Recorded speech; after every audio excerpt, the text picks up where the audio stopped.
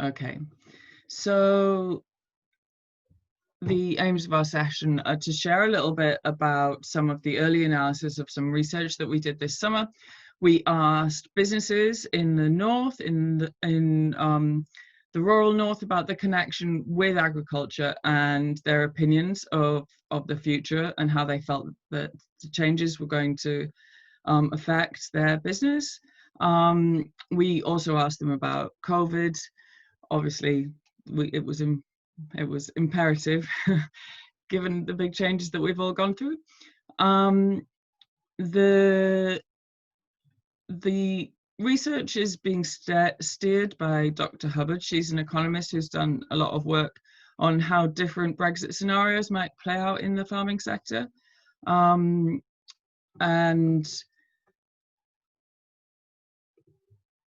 what we're going to do is, first off, we're looking at, sorry, this is not coinciding. So first off, we're going to do some, let's have a look. Apologies, guys, this doesn't happen to me, but it is now. Great. So we would like to have an opportunity to discuss with you how you see things going forward and what you would like the rural economy to look like and how you would like that to work with farming. As you can see on the slide, we've got the obligatory branding here. So we're from the Centre for Rural Economy. We're based at Newcastle University. This research is funded by the National Innovation Centre for Rural Enterprise, which is a new centre that literally just started in September. It is a partnership between a number of universities. There's a nice big whack of money behind it. It is intended to work with lots of businesses, public sector, private sector, and universities, and for people to work together to generate new ideas and new connections so that we can start to inform national and regional rural policy. So fundamentally, the aim of that particular centre is to support rural businesses through listening, understanding and networking. And this is just a small part of the very start of that project. So this is me kicking things off. Then we're going to do some introductions. Adrian then will present some of the findings. And we're going to set a lot of time to group discussion. So we've got some set questions. We'd be really grateful if people could speak up if there is anything that you would like to comment on, any questions you'd like to ask but you don't want to say. Please put them in the chat, and we will read those and we can pull all of that together. After we've had our discussion, then Carmen's going to be able to bring things together, answer any questions that you might have, and hopefully we can all keep an eye on the chat and see how things are going. So if you do have any comments that you want to make, then please do. The first thing we want to do is to ask you to introduce yourselves so that people know who's around this Zoom table. And we are happy to kick that off. So my name's Katie Aitken. I'm a researcher based at the Centre for Rural Economy. And my area of research is social enterprises, how people get that up and running, the communities that they bring together. Yeah, so that's me. Adrian, is that all right if you introduce yourself? Yeah, absolutely. Hi, I'm Adrian Ashworth, and I'm also a PhD student at Newcastle University. I'm actually based in the sociology department, but spend most of my time hanging out at the CRE because I'm researching agricultural policy and land use over on the island of Ireland. So tangentially related to this kind of stuff. I'm also a marginalized region with farmers facing lots of struggles moving forward. Anyway, thanks.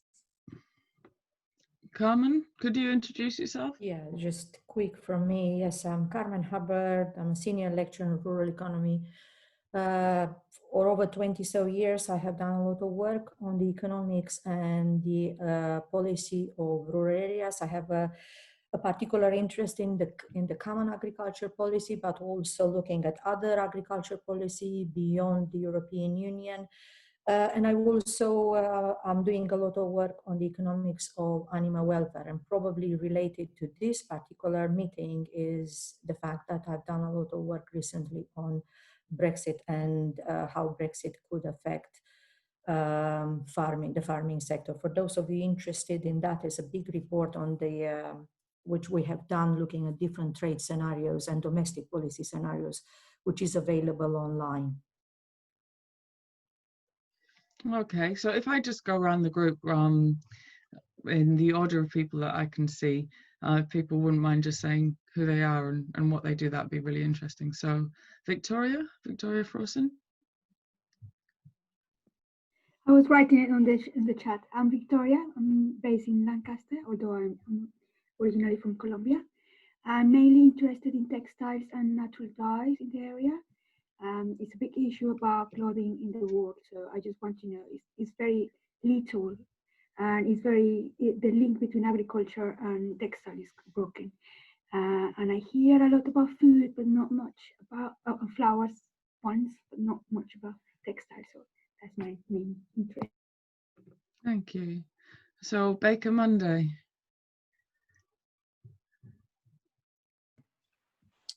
Hi, my name's Rachel Baker. I'm actually in Devon, not in the north.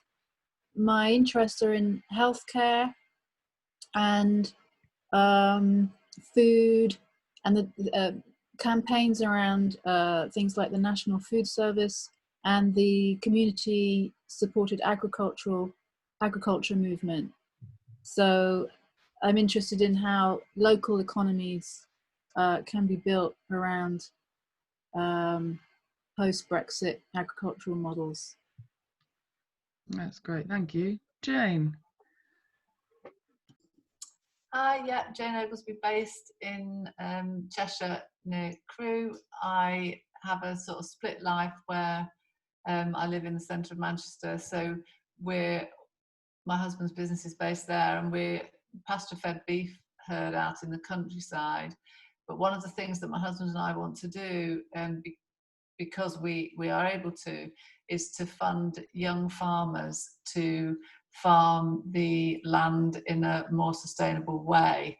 And what we're finding is very difficult to find young farmers that have the belief that they can make a living out of it, especially when they've been to agricultural college and they've had the intensive conventional farming message pushed home to them. Obviously, one of the easy ways to diversify is to link with the local rural enterprises and to start up your own diversification, particularly sort of, you know, farm gate produce, cakes, yogurts, cheese, those sorts of things. But what we're really finding difficult is persuading young people that that they could take this line of future. Thank you, Jane. That sounds really interesting. We were in a session together, weren't we? Ellen, are you Yep. Hi, hello.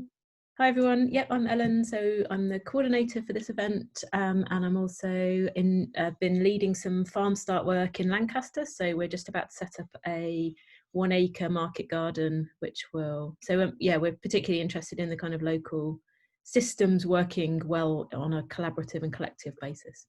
That's great. Thank you, Chris Frank. And we can go to Becky Grounders. I think that post lunch, some people are doing what I would do, which is like multitasking. So I think that's fair on a Friday. Gail Fraser. Oh, hello, Becky. Sorry. Hello, that's all right. I am absolutely guilty of multitasking right now. And the internet's really bad today because it's really raining. Oh, well, of course it's raining, so the internet would be bad. That's, inevitable. It's definitely a thing. Hello, I'm Becky. Hello. I am very new to well, I wouldn't even say I'm in the farming world. I've been basically working on a project called Grounders that's trying to get young people, or trying to find ways to get young people into farming. And I did one project during lockdown that was getting a load of young people working on a farm picking strawberries on a commercial farm, which was very interesting, and trying to find a way that's really relevant for them to be doing this job again. Because, I mean, young people used to do this work, but obviously for many reasons, it's moved towards overseas workers. So I was like trying to work with the farmers to see how we could get young people doing that again. So that's just one thing that I'd like to do. There's so many more ideas that I've got. So that's kind of where I'm just starting to come from, basically. Oh, that's great. I can see Jane jotting down your... Yeah, no, I was like... going, oh, look. Excellent. Hi, Jane. Gail Fraser, could you introduce yourself? Hello, I'm based in Edinburgh, and I'm more of an observer than a participant, because as a member of the Scottish Ecological Design Association, we're organising a conference next spring on land use in Scotland, and we're bridging lots of different sectors. And I honed into this talk because I was hoping I might glean something about different enterprises within the rural economy and the links between them. But I am an observer. I'm afraid I won't great. offer much. No, that's great. Thank you very much.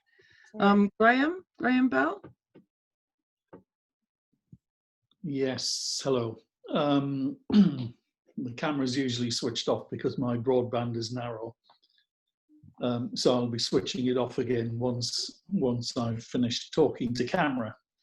I run a charity called Cultura Trust, which is based in the north of England, but we're doing a lot of work across Europe. The reason I'm interested in not only this session, but this conference is that we have a farm, 140-acre farm at Maryport, which is part of the World Heritage Site, the Roman Frontiers World Heritage Site. My interest, particularly in this context, is how we can use it as a site to demonstrate sustainable land management within the constraints of World Heritage, but also because it's Maryport, making it meaningful to local people in terms of education, training, employment, and so on. That's great. Okay. Chris Frank, have we tried Chris? I'm not sure. Okay, Viv Lewis.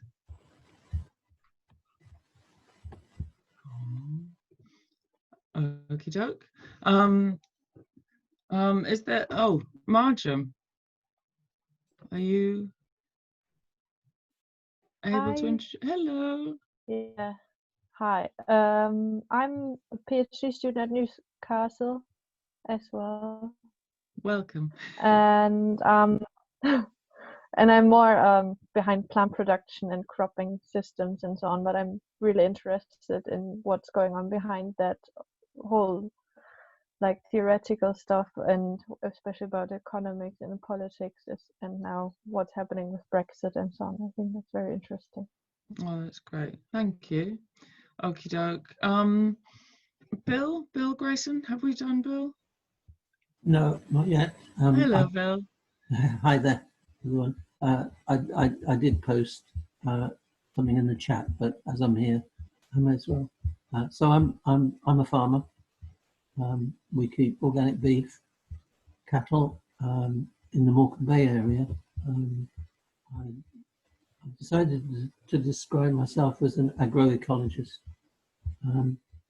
We started farming before the term agroecology was being mentioned anywhere, but now it's here, we may as well use it if it fits. We specialise in conservation grazing, my wife and I. That is delivering specialist grazing regimes to manage habitats on nature reserves. And I'm interested, I mean, there were 2 or 3 sessions I could have quite happily gone to, but this focusing on Brexit, I thought it was just too important to miss. Yeah, absolutely. And I would say the work of Carmen's work and her connections are you know, would be particularly interesting to delve more deeply into that. Viv? Okie doke. I think, unless I've missed anyone out. Are you there, Viv? Can you hear me? Yes, hello. Okay, hi. Following on from Bill, who I do know, I'm a farmer in Cumbria, sheep farmer, but I'm more here representing the Federation of Cumbria Commoners, which is a farmer-led organisation of hill farmers who farm common land in Cumbria. We started about 15 years ago recognising that agricultural policy does not fit common land. These are farmers who still farm to a large extent traditional sort of farming systems, and they are collective farming systems up on the commons. We feel that we are very much an endangered species, being squeezed out by Brexit and squeezed out by sort of, you know, common agricultural policy, but also squeezed out by rewilders. So it's quite a difficult situation because our farms are really sort of marginal because the price for our livestock is very low. Our constraints are very high because we're farming very sort of unhospitable land.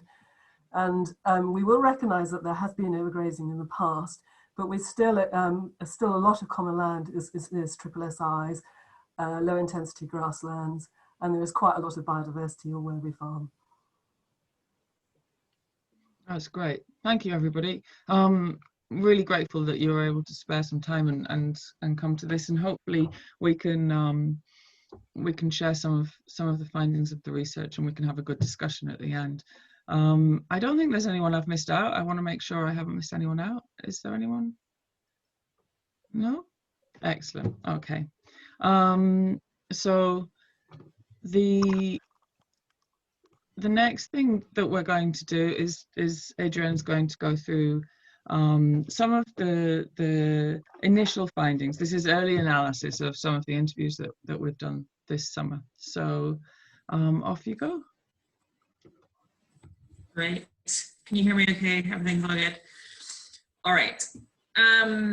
So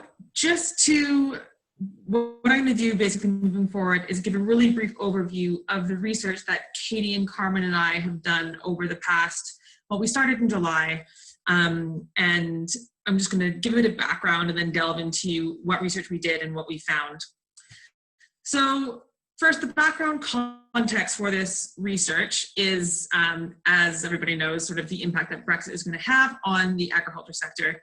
Now, UK agriculture contributes less than 1% of the UK economy, but it supplies 60% of domestic food and also supports a number of downstream and upstream industries, either that feed into or process that food. And those contribute 100 billion to the UK economy. On top of this, agriculture is a sort of foundation of the social fabric of the British countryside. It shapes landscapes, habitats, and biodiversity, and also has a big political importance. At the farm level, the Brexit changes are going to put significant pressure on the agriculture sector, particularly structural changes such as changes in payments coming from the European Union. And any structural adjustment is going to lead to resource reallocation and changes in the level of both composition, or at the level of the composition of the outputs from agriculture. It also has implications in terms of the availability of raw materials for food manufacturing, as well as levels of local economic activity such as services, hospitality, tourism, not to mention environmental impacts. All of these are going to probably lead to demands for further policy responses. And so we're trying to explore what that might look like. So in short, Brexit is going to change our rural economic landscape and brings a lot of challenges and opportunities to rural businesses. So what were we looking at in this context? Well, we wanted to investigate how post-Brexit structural adjustments, so both in terms of like money coming into the sector and also policies dictating what happens in the sector, how are they going to affect the farming industry, as well as we can't avoid talking about COVID at this point in time. But we wanted to look at how those changes are affecting local and regional industries in the communities in the north of England. So we interviewed about 15 people as just a small scale study to entrepreneurs based in Northumberland, Yorkshire and Cumbria who were linked to agriculture but are not primary producers themselves. So that's in things like people like butchers, estate agents, food processors, and so on. So with them, we discussed their links to farming, how they view Brexit impacting farming more generally, and some of the challenges and opportunities those changes are going to create for their businesses and for their communities. We also explored the role of farming within the wider community and how the relationships and interdependencies between agriculture and wider rural industries can either be maintained or ideally enhanced. So in terms of some findings here, in terms of links to farming that these businesses had, it of course, unsurprisingly, depends very much on the type of business. Some are more directly linked to agriculture, such as agricultural input suppliers and vets, than others, such as tree managers, food wholesalers, and estate agents, for example. And the degree to which businesses are impacted depends on the extent to which they are linked into farming. In terms of the knowledge that these participants had around changes related to Brexit, some had a really good understanding of what Brexit means, especially regarding elimination of common agricultural policy payments and the effect that these might have on farmers, especially those farmers that are heavily dependent on payments such as hill farmers, mainly beef and sheep farmers. They also had good awareness of what the loss of EU funding support programs such as LEADER and other rural development measures beyond farming, the impact of the removal of those will have beyond farming. And the other big concern coming through is concern about competition from cheap, what's perceived as cheap food imports that are produced to a lower food quality with lower animal welfare standards and lower environmental standards. In terms of challenges and opportunities coming out of this, so just the kind of overview of what people were feeling is that there's a general acceptance that both Brexit and COVID do mean significant risks for the rural economy, as well as opportunities. But again, this depends on the type of business. Regarding farming, there is a lot of concern that the loss of public support for farming will force some farmers to exit the sector. That's particularly small-scale farmers, elderly farmers who maybe find it more difficult or maybe unwilling to adjust, or who have no successors. So succession problems were a big issue that came up repeatedly. But on the sort of more positive side of this, if these changes result in a drop in the price of land, because that's one of the biggest issues in terms of young farmers getting into farming is accessing land, the hope that the prices drop, more new young farmers will be able to enter the sector. Not to say that all older farmers are not innovative and all young farmers are. That's not the case, but this is just broadly speaking. There's also perceived opportunities for changing business models and sort of freeing up thinking, including among farmers who a lot of our participants perceived as being traditionalist. And a lot of people highlighted the need to start thinking beyond the traditional landlord-tenant relationships and to start thinking more creatively about how land can be collaboratively managed. So again, going back to that land access issue. And lastly, necessity. So necessity to respond to these challenges is an important driving force for rural business innovation. And this has been proven recently with many businesses adapting and adjusting the way that they operate, including identifying complementary or alternative products to markets, diversifying their business portfolios, and making the best use of technology, including moving parts of their businesses online and also improving land management practices. So for example, speaking to farmers market managers, a lot of their stuff, there's a lot of work around making part of those, developing online interfaces for farmers markets. And it's just really forcing a lot of innovation across the sector, so the challenges aren't necessarily fantastic in themselves, but they are driving innovation. And so just in close, to tie things all together before we start discussing these issues more broadly with you guys, is that in short, COVID, of course, has been a wake-up call on top of Brexit. It's kind of like a layering of challenges, and COVID has sort of been one of those things on top of Brexit that's changed the way that businesses operate. But many of them have been able to realize potential for adaptation and innovation. Many activities are carried out electronically, and this, of course, highlights the need for better rural broadband, as again, many of us are struggling with here. Internet access and access to good internet is critical in terms of helping rural areas access or realize innovation potential. This also, sorry, my internet's just stopping out here. Grasping opportunities also depends on people's willingness to get involved up and take initiatives, as one respondent said. But the key challenge for all businesses remains that there's uncertainty regarding clear governmental guidance on what happens next. And we can say that is both in terms of Brexit and on COVID. People were feeling challenged by what was happening and kind of worried, but for them, it wasn't so much the challenge itself that was an issue. It was the fact that they just didn't know what was happening and they just lack clear guidance, which of course there's only so much that the government can do in terms of some unpredictable things, but that was a key thing that was coming through. And there's a couple quotes there from the research that highlight that. And critically, one theme that came through repeatedly was that one size does not fit all in terms of how are we going to address these challenges. So blanket policies are not effective. There needs to be flexibility in that to adapt to local changes, or local challenges rather. And of course, whoever we spoke to, everybody felt that farming is vital for the future of rural communities. So it was really important that whatever happens moving forward, we do figure out ways to continue to support farming in the rural community. So despite all of these challenges, there was a lot of optimism coming through, and people, again, many people mentioned previous health and financial crises, and of course, even the current pandemic. They've sort of said that has reinforced resiliency and adaptability of rural communities on many levels.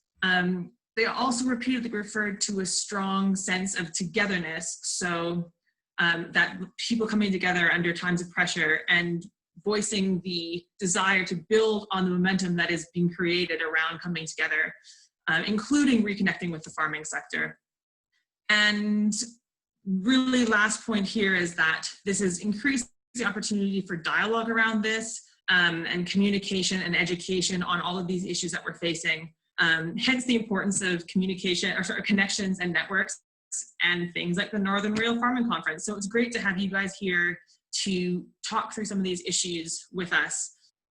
And, yeah, I'll just leave it there, and we're gonna have some time for some questions here, so we can feel free to ask anything about how we went about the research or any other findings that we had, but really we want to spend time talking to you about some of the stuff that we have highlighted here, and maybe this can be the sort of launch pad for future rural initiatives around some of these challenges. So I'll leave it there. Thanks. Brilliant, thanks, Adrian. I like the first quote on that, which we'll just have to make the best of whatever situation comes, and we'll just figure it out. Well, I think we need to start figuring it out, don't we? So this is just on that one point, like everybody we spoke to was that was like, we will just make the best of it. Like, yeah. Nobody, there was no doom or gloom particularly. It was like, this is hard, but you're gonna lump it. Yeah, it'll be good. That's so right. Need to hear that.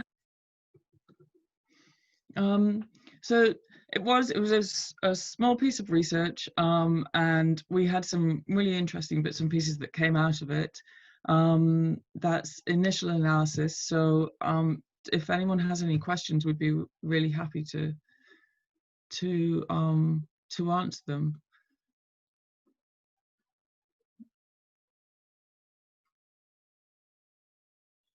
If there's anybody,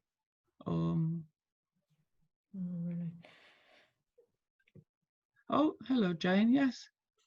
So, well, I'm sure that there'll be a quick, simple answer. You said about the price of land falling. What is that? Does that come from historically what's happened in this sort of situation, or is that where does that prediction come from? No, we didn't say that. We said if the price will drop.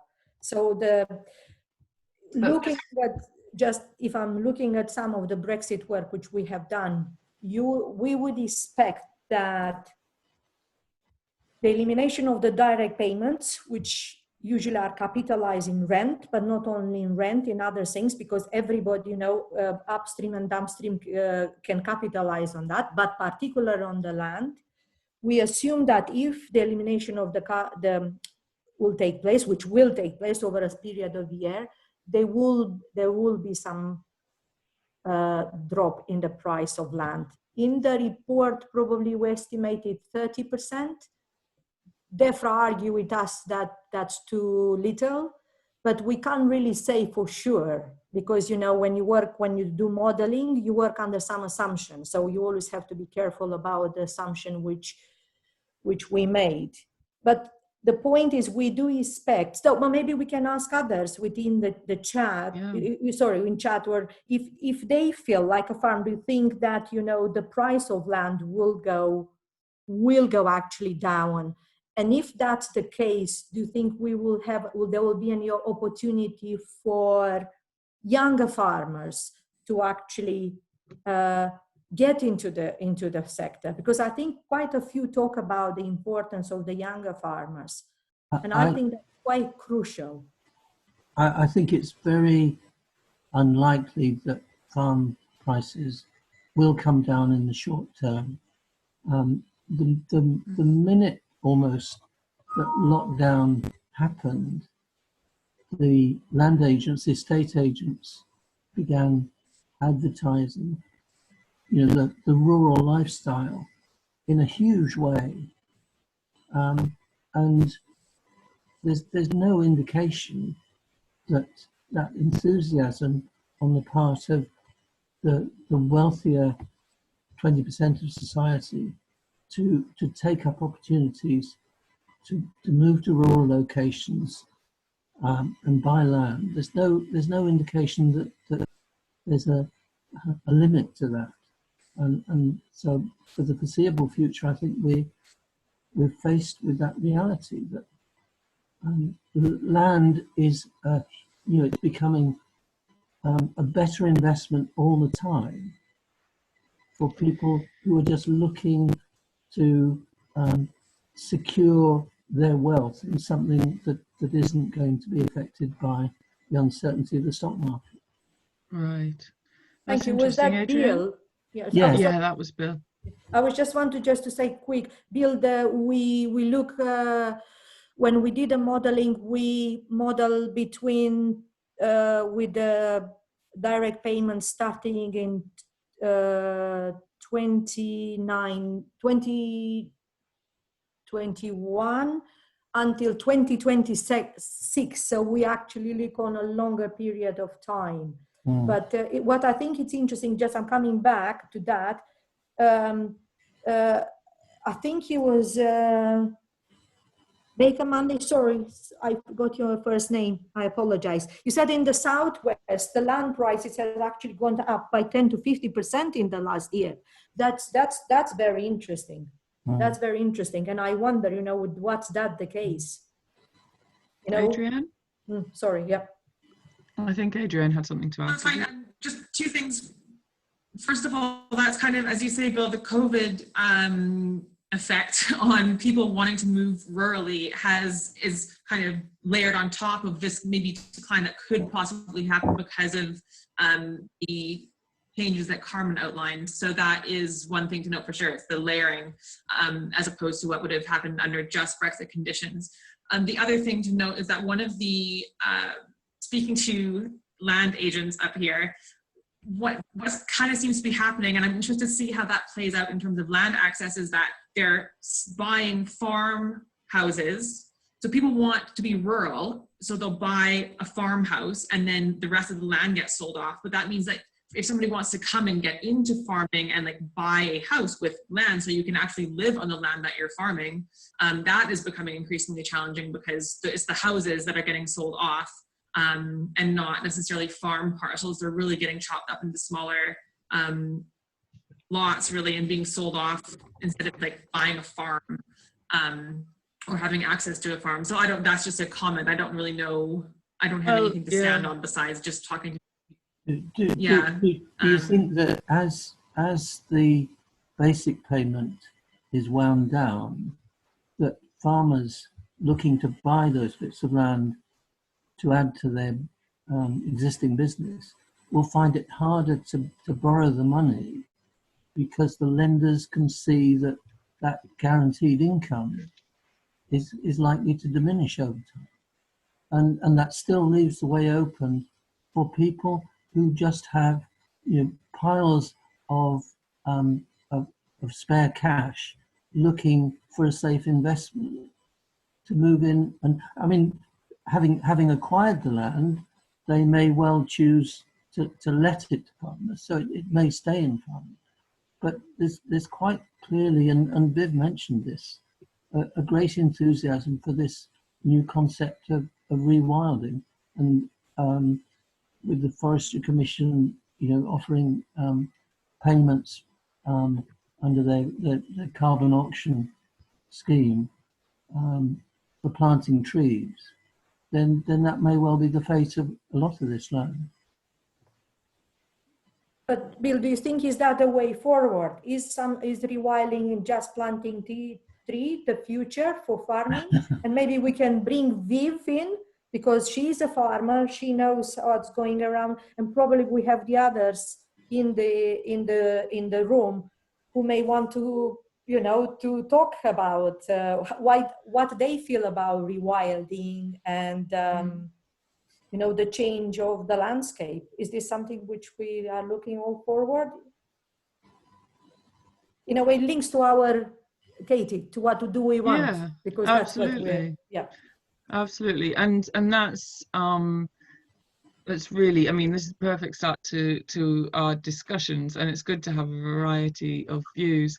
And as people were speaking, I was remembering the estate agent that I interviewed, who said it's going to be interesting to see what happens in 2 years' time when people realise the reality of living in a rural area, and it isn't the picture postcard, and the internet ain't great, and it's maybe not going to be great for a little while, and so there's going to be those limitations. And he saw it from individual to individual, worried about how people would then sell on those properties because there would be less interest in them. But yeah, there's a lot of dynamics brought now to the table with COVID and with the way people are thinking about things. It would be interesting to go back to those in our discussion, to go back to what it is that people do want for the future of farming and for the wider economy more generally, and where you would like to see that going. Because I think if people are able to present their opinions on that, it's then possible to start thinking about how we do that and how we articulate those visions, and see where we can try and affect change, really. So if anybody has anything either that they wanted to mention about the opportunities for rewilding, the challenges of rewilding, the perhaps... Ed wants to say something, Katie. Yeah? Sorry. Viv as well. So Viv and also, yeah. Sorry, I haven't got everybody up, so if you could, that would be great. Yeah. Don't worry. So it's Viv and Adrian. So Adrian, okay to let Viv to speak first, please? Yes, please. No, I don't have anything to say. It was just Viv. Go ahead, Viv. Okay. All right, can you hear me? Yes. Yes. Good. Sorry, I just seem to be having problems with my microphone. I just wanted to say, I mean, you know, you sorry, I've got your name, Katie. When you were talking to your land agent, the idea of buying out, you know, farms getting split up and houses being sold off, that's been happening for decades around here in Cumbria. It's nothing new.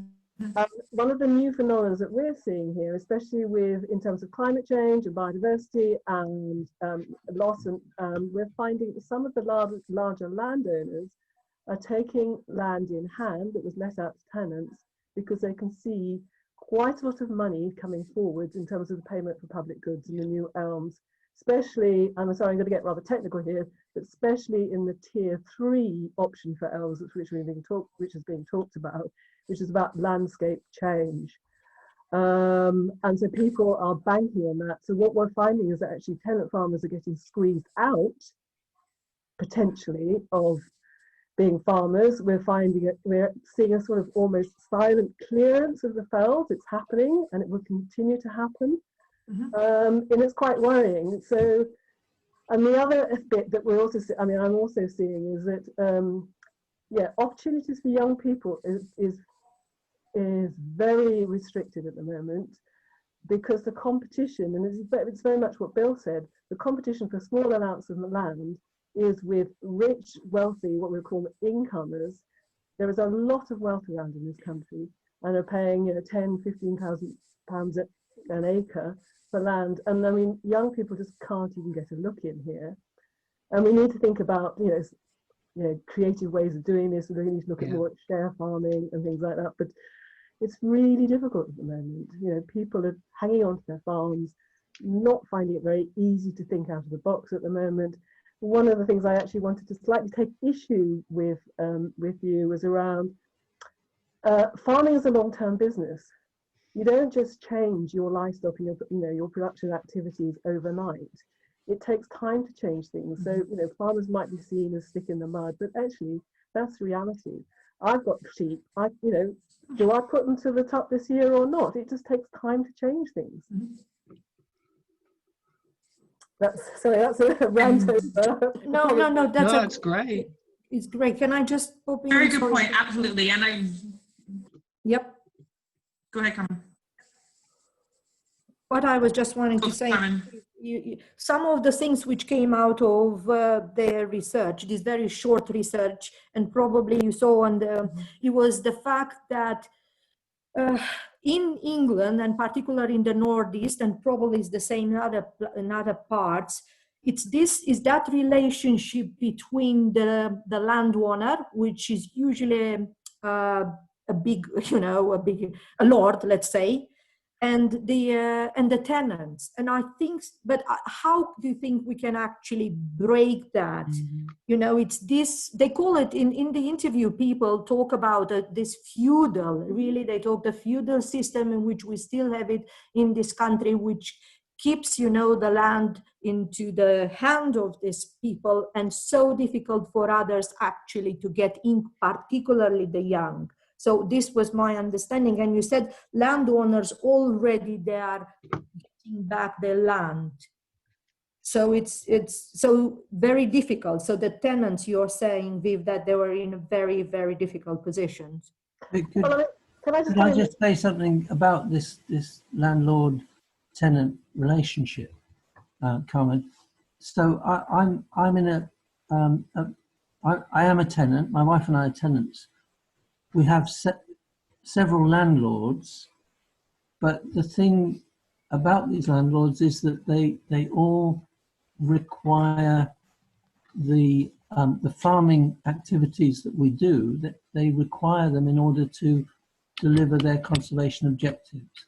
So mostly it's people like the RSPB and the wildlife trusts and Natural England. And so the fact that they actually want us to be doing these things in order to achieve their objectives makes for a very different relationship. So they aren't appointing land agents that will screw the maximum rent out of us. Yeah. They make concessions that allow us to achieve the level of profitability that makes our situation viable. So we've been doing this for for over 25 years on that much more cooperative basis. So if that situation prevails, then you have the chance to make whatever kind of farming is acceptable for both parties to go on. And I would hope that in the longer term future, there will be more landlords like that. Yeah, that's really interesting, Bill. It was interesting listening to different responses from different parts, particularly say Northumberland. You've got areas that are dominated by large landowners who, you know, their ownership goes back hundreds of years, and then you have other tenant farmers who have got perhaps less strong relationships with their landlords, and how that, and what their perception, the landlord's perception of their responsibilities with the land, and how that differs is really quite critical in terms of how we look forward.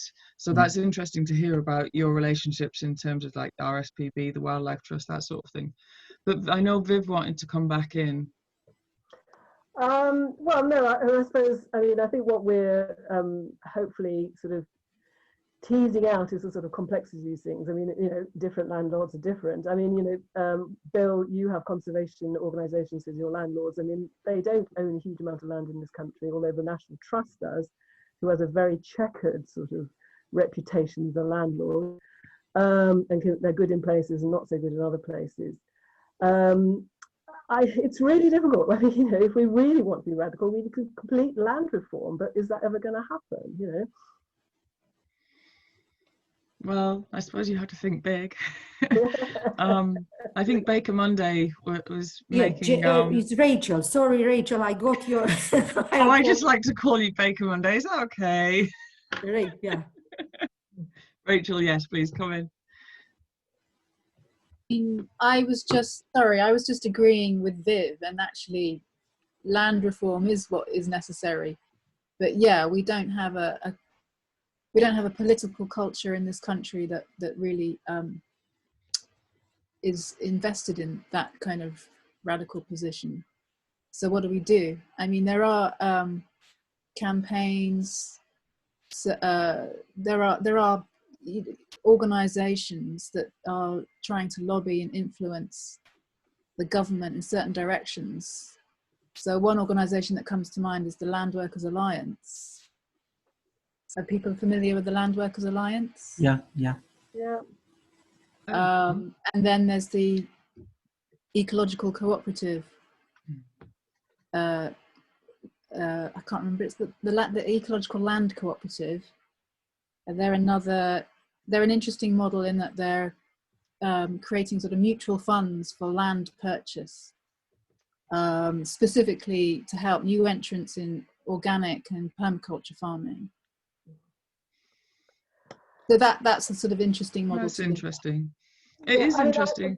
It's Viv again. I mean, because I know both of them and I think they're really good. But I mean, it's really, to me, one of the problems that I'm seeing, and I might be just looking too much at what's happened in the past, is the whole issue about, I think we need cap on support to landowners. I mean, the basic payment system where like 80% of the money went to 20% of the landowners. I can see that happening again in Elms because there aren't any caps on it.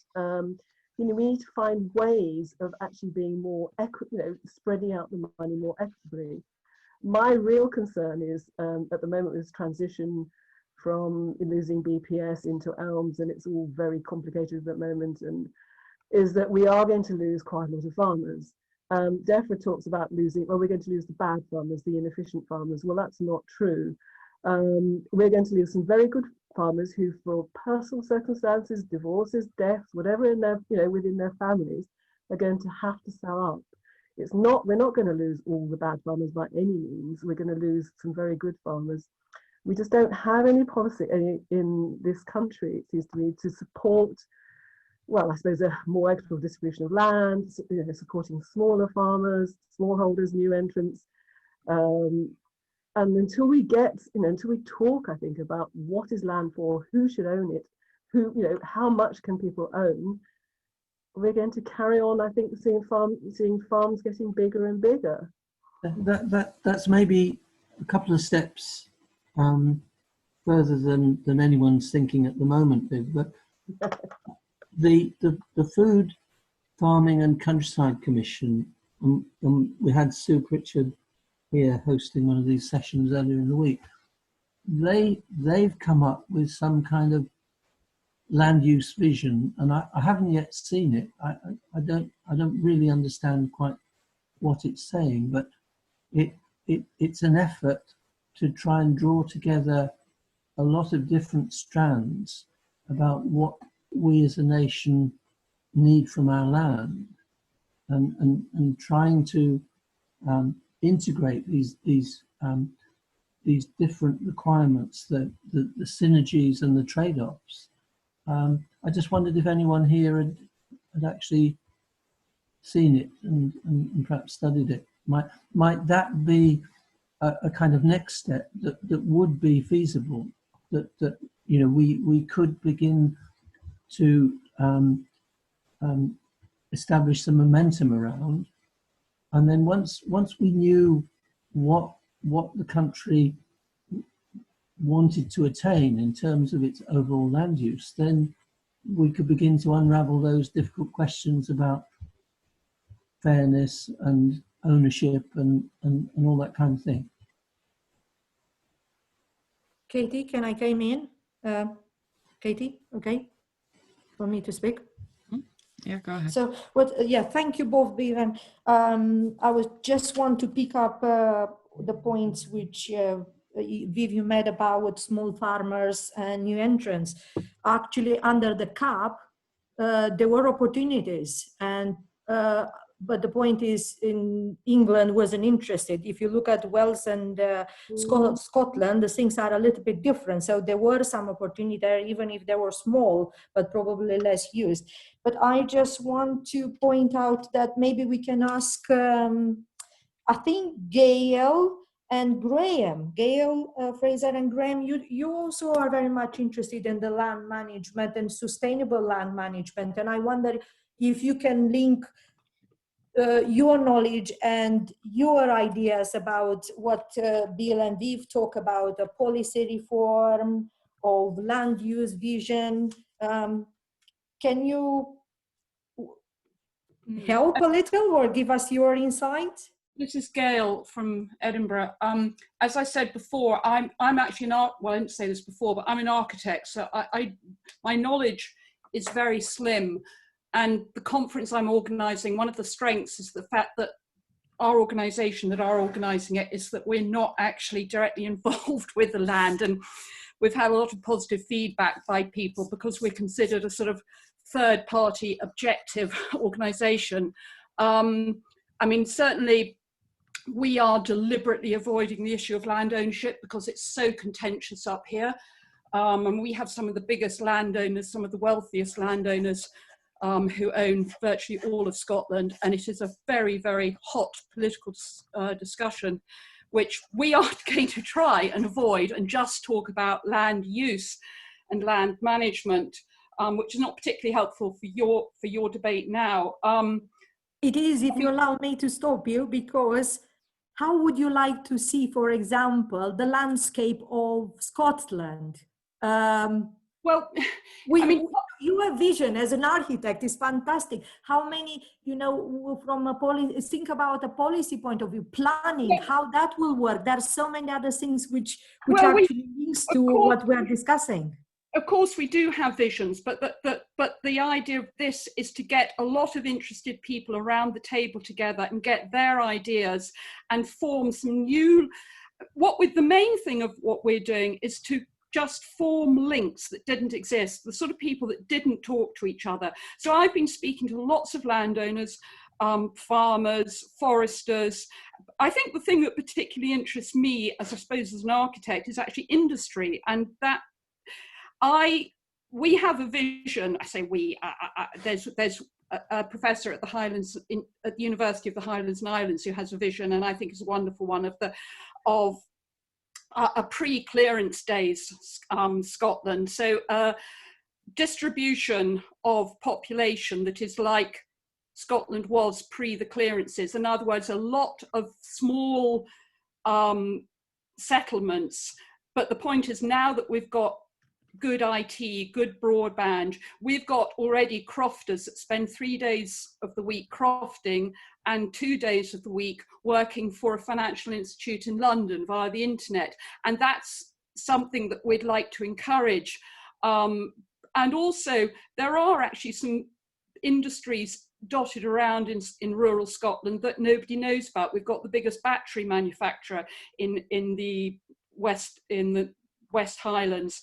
And so there are things happening. And I suppose what we're hoping is, by bridging some of the gaps that exist between these different organisations, to get people thinking a bit more like this, a bit more out of the box.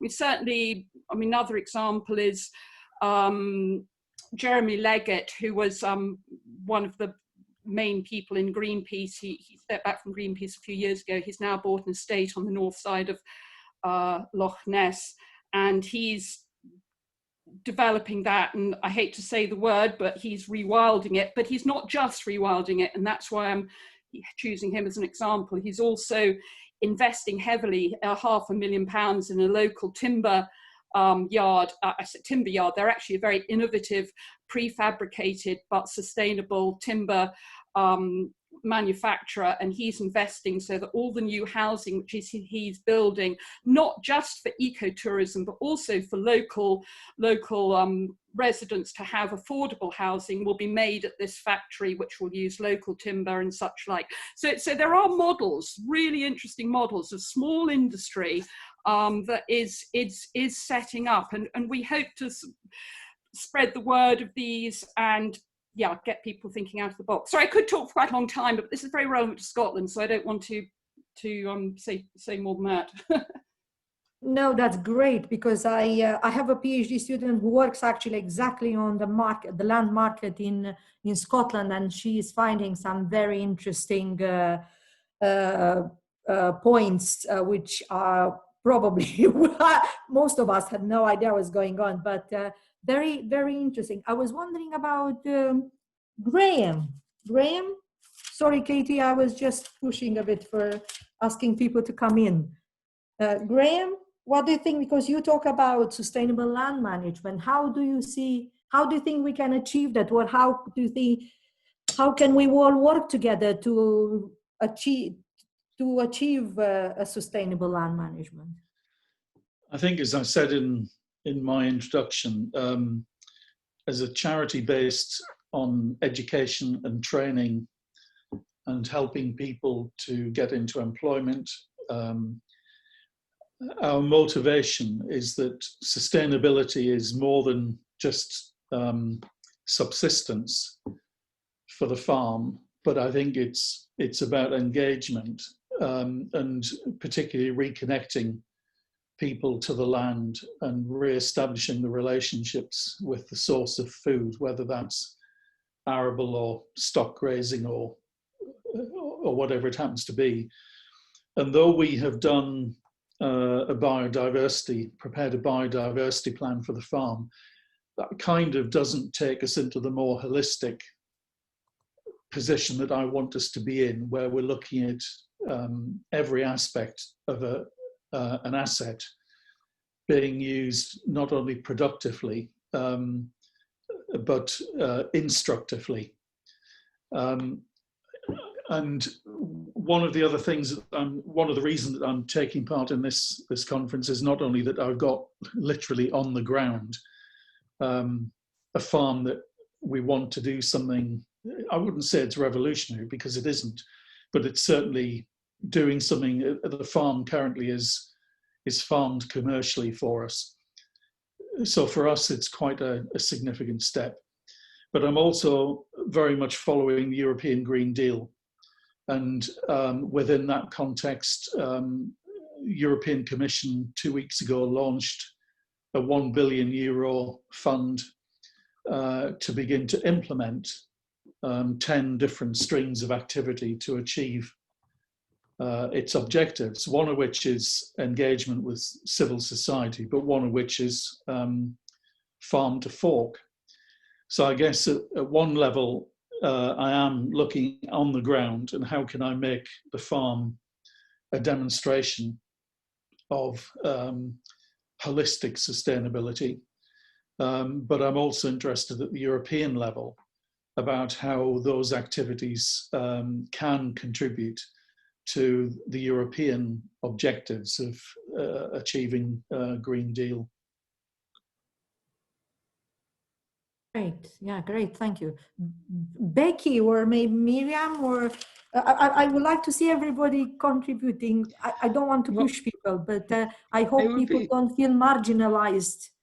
So yeah, I feel like following Graham and Gail, like I'm no land expert, I'm no farming expert, but what I'm trying to use is my skills of innovation to work out how we can connect young people through education and the farm to fork or farm to product principle.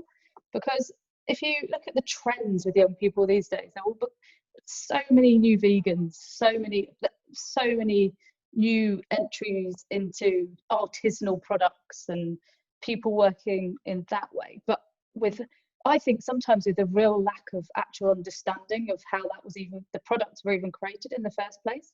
So I'm really, really interested in how we can create programs and even like small scale employability, even if it's trying to bring back Saturday jobs more rurally, and then finding ways, just as Gail, you were saying, to connect those young people to different businesses.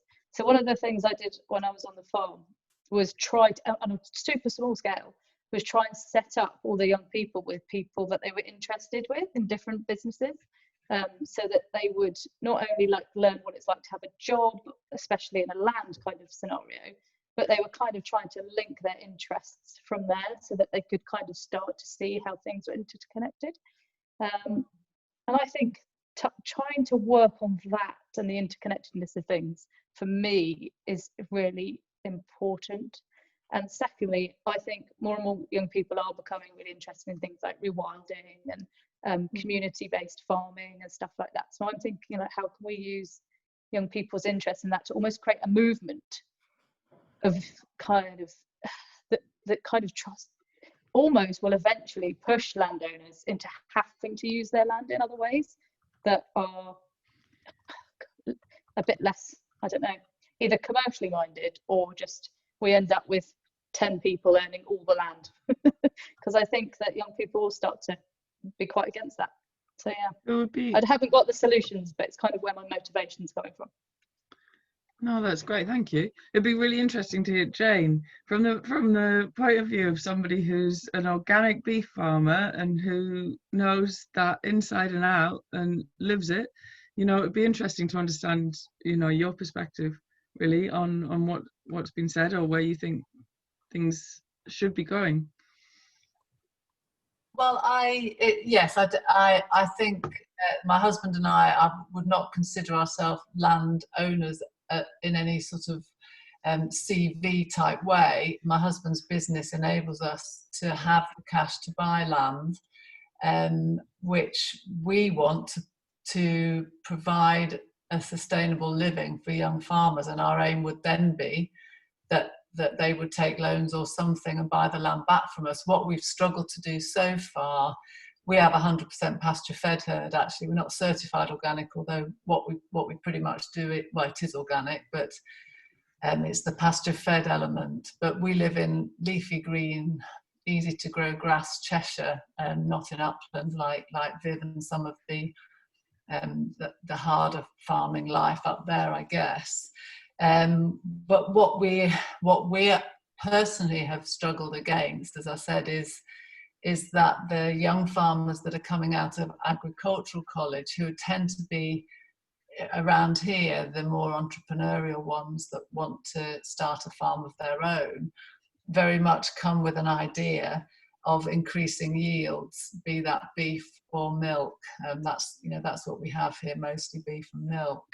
And it's actually trying to change their thinking to be more environmental and more sustainable and get them away from what I feel is the sort of rainbow chasing of the high yield farming conventional ideals that we're really struggling against. And we don't see ourselves, I couldn't think of myself as further than a feudal landlord from anything. We want to give opportunity to people. My family are historically farming families. I trained as a doctor and moved way out of that, but my essence is to have Britain as a farming country, and I think we have huge potential now in the face of COVID and Brexit to reinvent that rural passion for which Britain was historically very well recognised. But I'm currently feeling defeated with that ambition. I'm not finding it easy to do, and I would love any advice, any ideas, any suggestions. And I think there are, I'm sure, a lot of greedy landlords out there for whom their drive is to make money out of the land and to reap it. I think it's very unhelpful for that to be the subject of conversation. I think it's really important to always, if you're trying to change the minds of people that sit on the other side of a debate from you, is to try and get them on side rather than create antagonism there, which just never wins. That's really interesting from the point of view of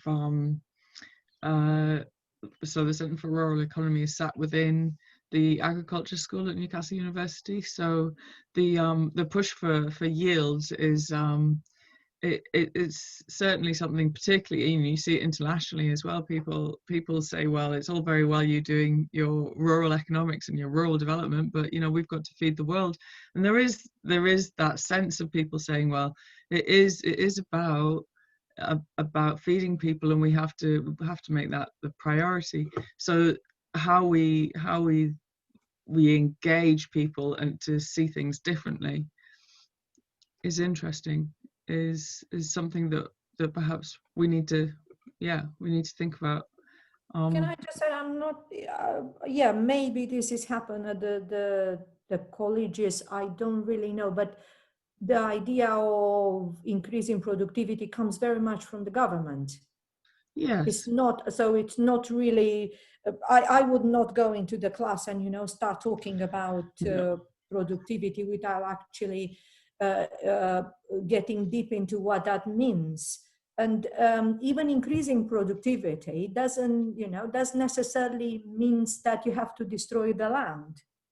The trouble with productivity is how it's measured, and it's been known for years now that the income that farms generate at the farm gate is way less than the cost of clearing up all the damage that those efforts to increase productivity are causing for the rest of society.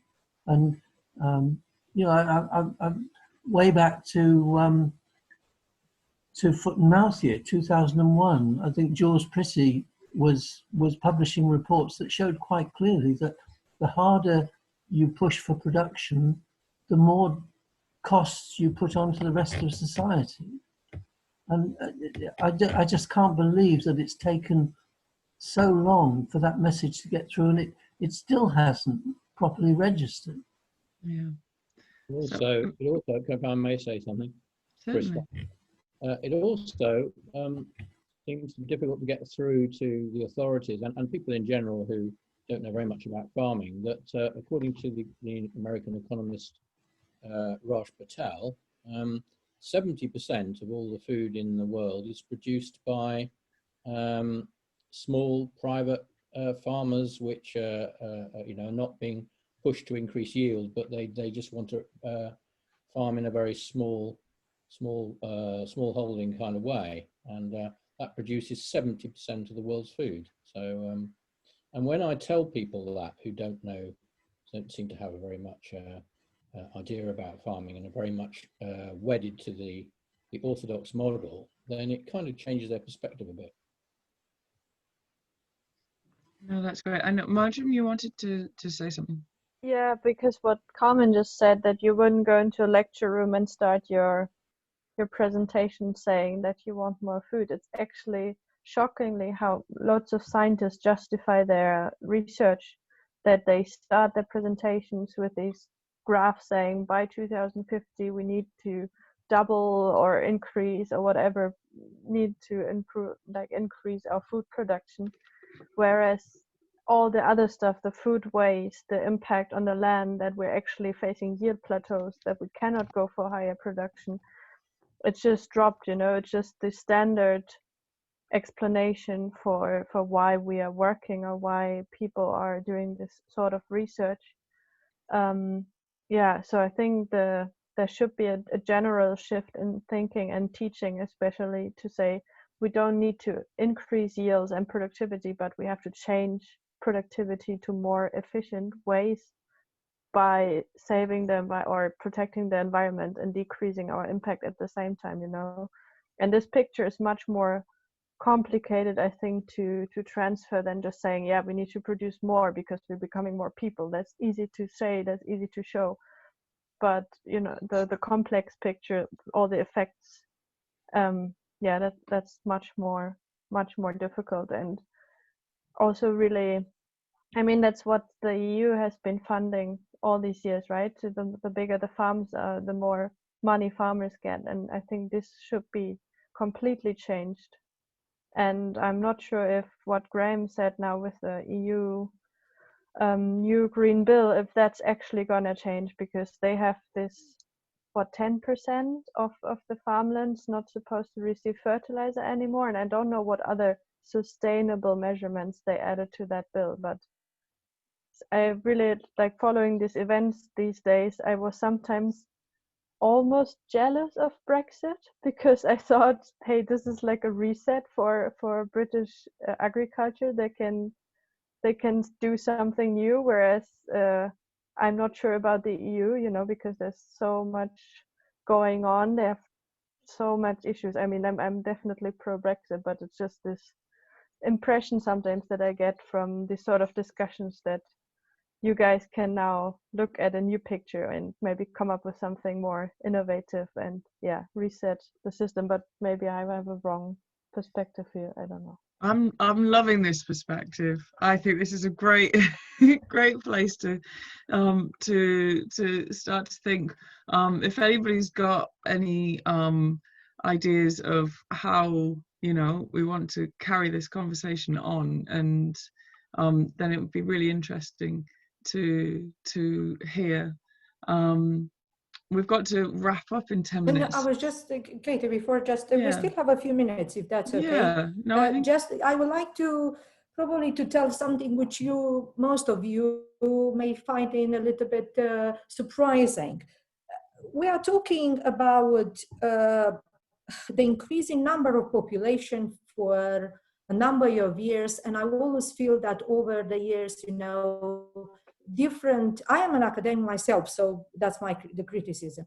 I just feel that depending on their interest, that's what, you know, people are starting putting on. So just 5 years ago, we all talk about food security. Now we're moving on sustainability. We always have to think probably more careful and looking at various alternatives, including, you know, with organic, including with pasture fed, because I work on them and there are always pros and cons. So we always have to think how best to take from each of what the researchers are telling us. And probably, I'm not sure people know, but currently we produce food which can feed about 10-12 billion currently. That's what is the production of the food in this world. But people think, you know, we will starve. I just don't think that's really right. And if you start digging and listen to others who may not necessarily fit with what you think, yes, and you may feel a little bit uneased about, but trying to understand the other side, we can see that actually we can move things on if we want to move things on. from a food point of view, Miriam pointed out about the waste. We waste a lot of food in this part. It's about the distribution of the food. It's the distribution of the resources, the distribution of income. And when we talk about productivity, the basic things, I do teach basic economics. I can show you on the graph that if indeed you put too much, your cost as a farmer will go on. So I don't want to lecture, because I just want to stimulate and ask people to sometimes, just don't listen to the things which pleases you or that in the same way with your views, but try to challenge. That's my role. This is what I do in the class with students. Just to challenge you then, Carmen. Challenge me, please. So those figures for the overproduction of food are just based on calories. They're not fully worked out in terms of the whole spectrum of nutrients that people need. So it's okay. So it's calories and protein, but it's also all the minerals and the micronutrients and the long chain fatty acids, and there's a whole stack of things which we're only just beginning. And how you create a food system that supplies enough of all those different elements that everyone needs in a fair and sustainable way that doesn't wreck the planet. That's all we're asking for. Absolutely spot on. I am working on a project which is related to food system, but I always feel that people should come together. I think some of the things when I was looking around here, we talk about motivation, engagement, working together, being more transparent, being less greedy. I think Jane explained how, she's smaller rather than the big one. I think we need to change a lot on the way we are. And I was wondering if COVID actually taught us any lesson. Could I just ask for the links to your research? Could you put the links up on the chat box? Yes, yes, I did it. Somebody asked me, I will. You mean which one, the Brexit, or which research? Brexit, yeah, that'd be great. And any others that you think, if you've got time, would be great too. The Brexit one? Yeah. Yeah, yes, I will. So sorry, I was just trying to back to who should be responsible for all of these challenges, how we can all work together. I know Katie suggested maybe if you think it's a good idea, we researchers, I always call the real people, working together. How can we manage things? So our idea of this debate was not to lecture you. Carmen, on that, I know that Gail's just been waiting a little while to say something. So, sorry. If you still wanted, I finished. Yep. Yep. Not at all. And again, what I say is very much from an observer's point of view, but you might be interested when you've been talking about food and population and such. Part of what our conference is, we're working alongside the James Hutton Institute, and they're going to produce a series of maps for us. And one of the maps is going to be for a sustainable Scotland in 2050, and their population people are going to be looking at what the population will be. Their nutritionists are going to be looking at how much food of what quality we need to be self-sufficient and sustainable in Scotland. We'll be doing the same thing with timber for buildings and such like, but at the end of it we hope to have a map that uses their already existing maps on soils and such like, and to show what the distribution could be like in 2050 to be self-sufficient. And I think that will be a very interesting map, which we are going to put to policy makers alongside maps as Scotland is at the moment. And hopefully that will really visually demonstrate where things are working and where they're not in quite a powerful way. Gail, but self-sufficiency, what do you mean by self-sufficiency? It's not possible. It's not possible. you know, we make certain assumptions that we import certain things. I mean, we can't grow bananas here, we're going to import bananas. We're not saying literally everything, but within what's reasonable. And the point is that we've got scientific background doing it. So we're going to have the people researching, you know, what sort of nutrition we need, and same with wood. I mean, we can't grow. It may be that we have to import some of our wood because we don't have the right climate and soil type to have some of the hardwoods that we need to grow. Ours tend to be of a lower quality. So but that's going to be analysed very scientifically so that what we end up with is a realistic proposal for, so we might, it won't be 100% self-sufficient, but as practical as possible, how self-sufficient can we be using the land that we have in the best possible way?